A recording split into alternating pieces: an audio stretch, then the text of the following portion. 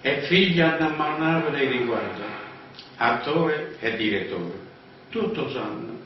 Edoardo De Filippo proprio stanno fatto 81 anni, ma o traguarda la vita, fra 100 anni da tagliare.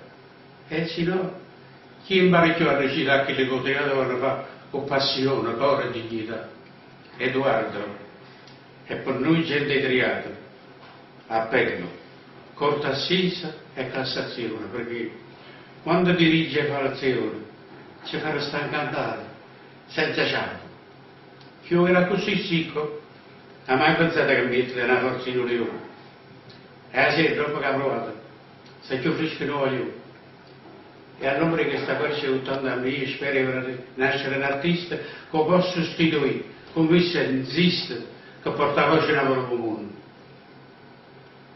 Cos'accio? Tutto passa, niente è eterno. E chi studiano qua, si perde la pianta. E senza loro, troviate in lutto e chianto, non è più paradiso, ma è l'inferno. Parlano di morte. Edoardo, non fa talorna, l'aspetta in santa pace in mezzo a noi. Napolitano, recita in cielo lui, auguri dal Edoardo, scendi in